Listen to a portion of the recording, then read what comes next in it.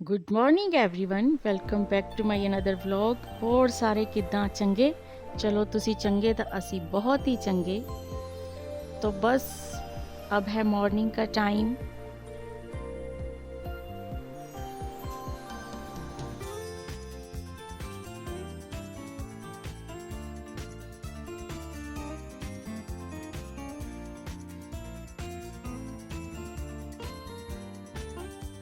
आज सुबह का मौसम बहुत ही खुशगवार है। मैं बाहर निकली तो ठंडी हवा चल रही, देखो सारे पत्ते भी हिल रहे हैं पेड़ों के, और बाहर निकल के बहुत सुकून आ जाता है। और ये देखिए, ये मेरी क्यारी में लगाया था मैंने कुछ टाइम पहले एक अमरूद का पेड़, तो उसमें फूल आ चुके हैं। और इसमें इस बार देखो छोटे छोटे अमरूद अभी से लगने स्टार्ट हो गए हैं और इसमें काफ़ी फल आ गया है। अगर इसको किसी ने नुकसान ना पहुंचाया, गली के बच्चों वगैरह ने, तो इसमें इस बार काफ़ी अमरूद लगने वाले हैं। जैसे कि इसके छोटे छोटे फल बता रहे हैं, इसकी ग्रोथ अच्छी हो रही है। और ये है नीम का पेड़, और जिसके मैं खाऊंगी 4-5 पत्ते उठ के पहले। पत्ते खाने मेरे लिए ज़रूरी हो जाते हैं क्योंकि मैं मीठा बहुत खाती हूँ। तो उसके बाद अब मैं पीऊँगी पानी। और आजकल अब गर्मी हो गई है तो पानी अब मैं गर्म नहीं पीऊँगी, नॉर्मल ही पीऊँगी। अब ब्रेकफास्ट की तैयारी मैंने कर ली है और आलू बॉईल करने को रख दिए थे, हो गए हैं। और यहाँ चाय बन रही है। और आज मैंने बनाए हैं मसाला आलू, जो मुझे कि बहुत पसंद है। जब भी मेरा चाट खाने को मन करता है तो मैं इसको बना लेती हूँ। और मौसम था अच्छा तो बस मैंने इसको करा रेडी, और इसमें डाली दही और मीठी सॉस। बस हो गया मेरा नाश्ता, ब्रेकफास्ट बहुत बढ़िया वाला तैयार, यम्मी सा। और आज मैं बनाने वाली हूँ गोलगट्टा कुल्फ़ी। तो उसके लिए मैंने रखी है यहाँ कढ़ाई, और इसमें डाल दिए हैं मैंने 3 कप दूध। और इन 3 कप दूध से हमारी 3 जनों की बहुत अच्छी सी आइसक्रीम बनकर हो जाती है रेडी। तो गर्मियों में आप भी इस वाली कुल्फ़ी को ज़रूर ट्राई कीजिएगा। यहाँ मैं 3 चम्मच मिल्क पाउडर डालूंगी और फिर इसे नॉर्मल पानी के साथ अच्छी तरीके से मिक्स कर लूँगी।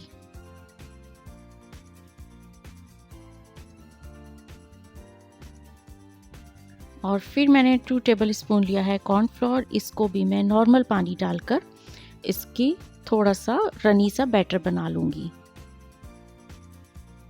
और फिर इस बॉयल दूध में मैं दोनों ही जो बैटर बनाए हैं वो डाल के अच्छे तरीके से चलाती रहूँगी, क्योंकि इसके डालते ही दूध गाढ़ा अच्छा सा होना स्टार्ट हो जाता है। इसीलिए इसको खड़े होके लगातार चलाना ही है। और बस कुछ ही देर में ये बहुत अच्छा सा, थोड़ा सा हमने इसको गाढ़ा करना है और ये जल्दी से हो जाएगा। और हमारी आइसक्रीम जमने वाला दूध तैयार, ये देखिए हो गया।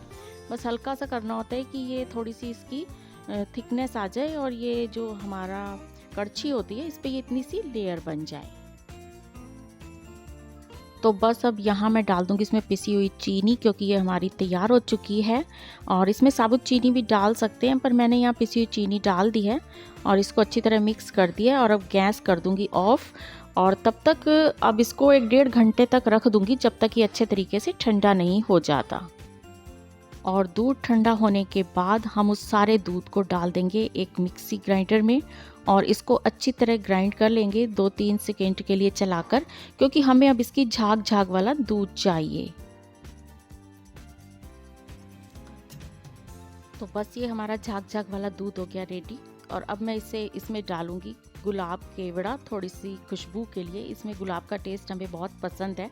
आप इसमें कोई और एसेंस भी डाल सकते हैं। और अब मैं इनको अलग तरीके से जमाऊंगी। इसमें ये जो मैंने 2 प्लास्टिक के ग्लास लिए हैं, 2 जगह तो यहाँ जमाऊंगी और एक जगह मैं स्टील के बर्तन में जमाऊंगी, ताकि मैं देखूंगी इनमें जमने में फ़र्क क्या होता है और दोनों में से कौन सा इजी हो सकता है।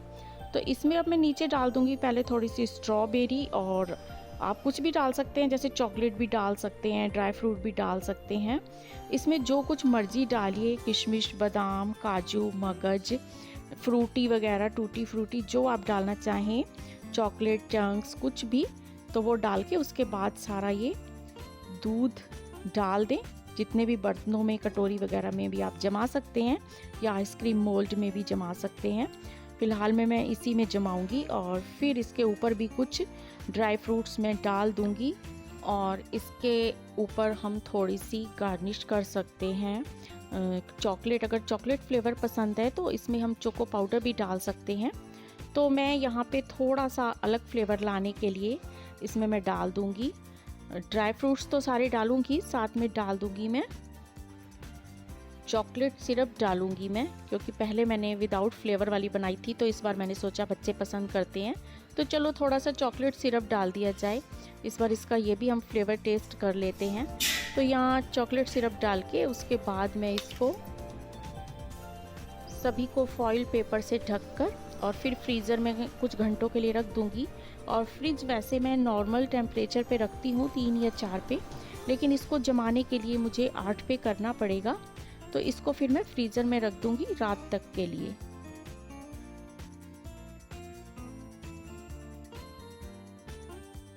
और अब देव उठ गया है तो उसने कहा कि मुझे ब्रेकफास्ट में चाहिए आलू के पराठे, तो मैं उसके लिए यहाँ आलू का पराठा बनाती हूँ, क्योंकि हमने तो आलू का दूसरा नाश्ता किया था।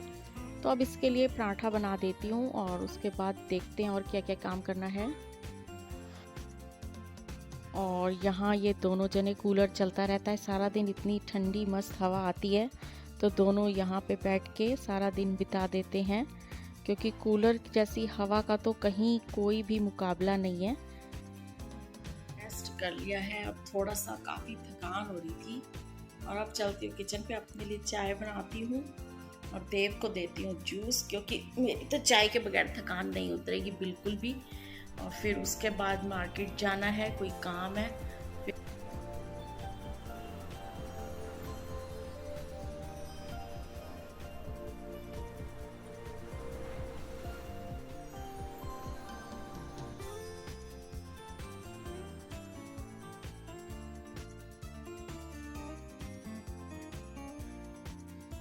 चाय हो गई है तैयार और बस अब मैं इसके साथ थोड़े से मखाने और खाऊंगी रस।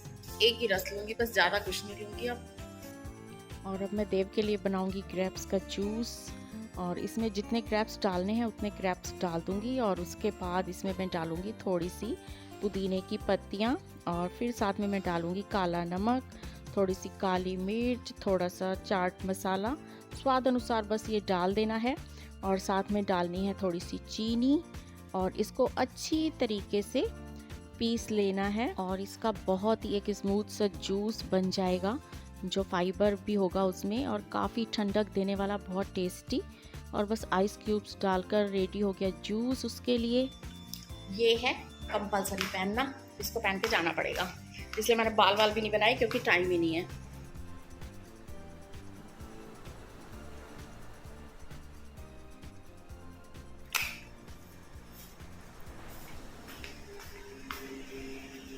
तो लो जी, पहुंच गई मैं अपनी फ्रेंड के यहाँ सबसे पहले मिलने के लिए उससे।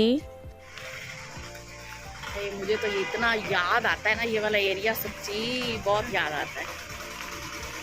के बाद 2 गिलास पानी और ऊपर से पी लेना, ठीक है। और इसके बाद एक नया मार्ट खुला है तो मैंने सोचा चलो वहाँ थोड़ी सी शॉपिंग कर ली जाए। कुछ किचन का सामान ख़त्म हो रहा था तो यहाँ मैं पहुँच गई और कुछ ग्रोसरी शॉपिंग की, और उसके बाद वापसी घर को।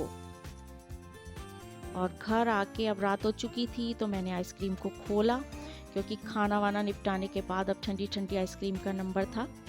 तो बस देखा तो ये बहुत अच्छे तरीके से जम चुकी थी और दिल तो कर रहा था इनको ऐसे ही खा लो। तो ये प्लास्टिक के जो मैंने ग्लासों में जमाई थी, ये बहुत आसानी से इसको मैंने निकाल लिया, चक्कू या कैंची से कट करके बस इसे निकाल के तोड़ फोड़ के। तो ये देखिए कितनी बढ़िया सी हमारी आइसक्रीम जम गई है, देखते ही मन खुश हो गया। और आप इसको राउंड पीस में काट के किसी के आगे सर्व कर सकते हैं इस तरीके से। तो ये हमारी बन गई जी गोल गट्टा या गोल कट, जो भी कुल्फ़ी का नाम लीजिए। और ये जो स्टील वाला है इसको थोड़ा सा पानी में डिप करेंगे तो भी ये बहुत आसानी से निकल आएगी। तो ये हमारी यम्मी सी बहुत टेस्टी सी मिक्स फ्लेवर वाली कुल्फ़ी हो गई है तैयार। आप इसको फ्रिज में काफ़ी दिनों तक जमा के रखे रहने दे सकते हैं, और जब कोई आए तो उसे सर्व करके दे सकते हैं और ख़ुद भी कभी भी इंजॉय कर सकते हैं। अब आपको मार्केट का इंतज़ार नहीं रहेगा, तो घर में ही रेडी है हमारी यम्मी सी कुल्फ़ी गर्मियों की। तो जी अब हम आ गए हैं घर और अब खाना वाना निपटा के और आइसक्रीम भी खा लिया, बहुत टेस्टी बनी थी। और आज मैं गई थी पहले अपनी फ्रेंड के यहाँ, तो वहाँ जाके मैंने देखा कि उसकी तबीयत कुछ ठीक नहीं है, लेकिन तबीयत देखने वाली बीमार नहीं थी।